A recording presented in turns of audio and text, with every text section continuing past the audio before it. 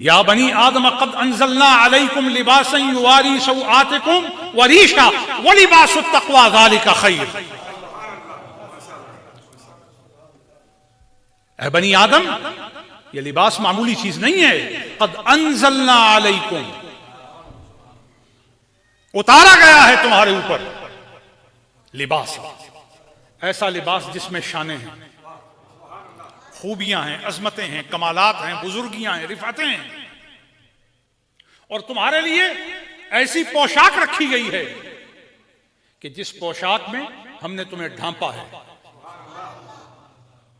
हमने तुम्हें जीनतनाक कर दिया है, सजा दिया है, मुज़य्यन कर दिया है। और फरमाया इस लिबास के साथ अब बात सुनो, वो लिबासुत तक़वा, और वो लिबास जो तक़वा का लिबास है, जिस लिबास के पहनने के बाद शैतान करीब नहीं आता। अच्छा, जब शैतान करीब नहीं आता तो मफ़हूम क्या निकला? ऐसा लिबास पहनने वाला मुस्तफ़ा से कभी दूर नहीं होता।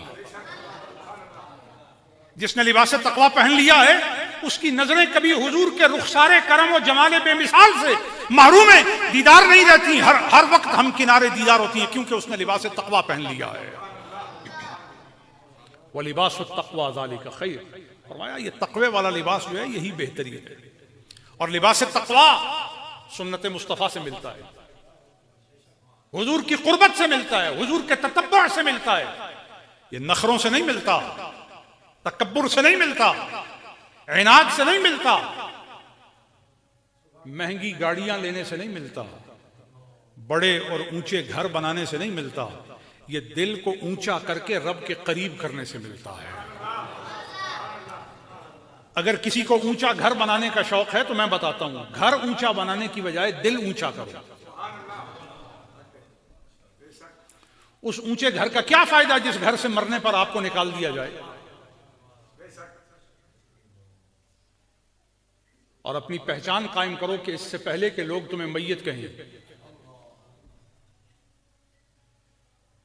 बड़े बड़े नामों के नामवर जब दुनिया से रुखसत होते हैं तो कोई उनका नाम लेके नहीं पूछता वो किधर है, वो कहते हैं मैयत किधर है।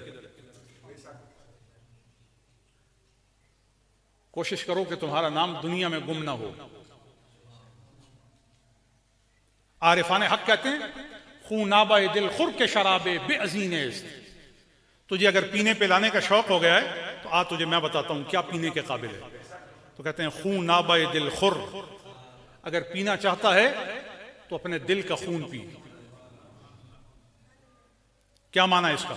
इसका माना यह रातों को जाग, रातों को नफ्स पर हुक्मरान बन के रात को इबादत कर, रात को जिक्र इलाही में मशगूल रहे, रात को किताबुल्लाह पढ़, रात को मुस्तफ़ा के अक़वाल फरामीन तरीक़े मामूलात उनमें नजर कर।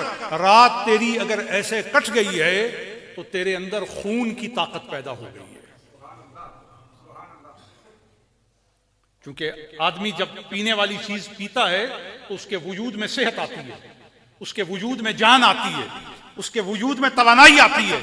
तो फरमाया जिस चीज के पीने से जिस्म में तवानाई आती है, जिस चीज के साथ ताल्लुक और लज्जत पैदा करने से तेरी इज्जत में इजाफा और नाम में वकार में बुलंदी पैदा होती है, फरमाया वो मुस्तफ़ा का तरीका है, वो आयतों की क़िराअत है, वो कुरान में तदब्बुर है, वो उस पर अमल है, वो गुनाह से नफरत है, वो अल्लाह वालों से मोहब्बत है, और वो खुदा वालों के तरीके के कालब में अपने आप को ढाल लेने से जोड़ दिया गया है। इसलिए तू भी खूनाबे दिल खुर के शराबे बेअज़ीनेस, अगर तुझे पीने का शौक है तो खूने दिल पी। इससे ज्यादा अच्छी पीने के लिए कोई चीज नहीं है, क्योंकि हमने देखा है कि जिसने खूने दिल पिया है वो बारगाह इलाही के सिवा कहीं और नहीं रुका। अब उसको मैं नशा नहीं कह सकता, वो खमर नहीं है, वो खुमार नहीं है, वो शुऊर है, वो शआर है, वो मशअर है। शुऊर किसका है? हक का शुऊर है। किसका? बोलो ना भाई, वो भी कोई शुऊर है जिसमें हक की पहचान ना हो।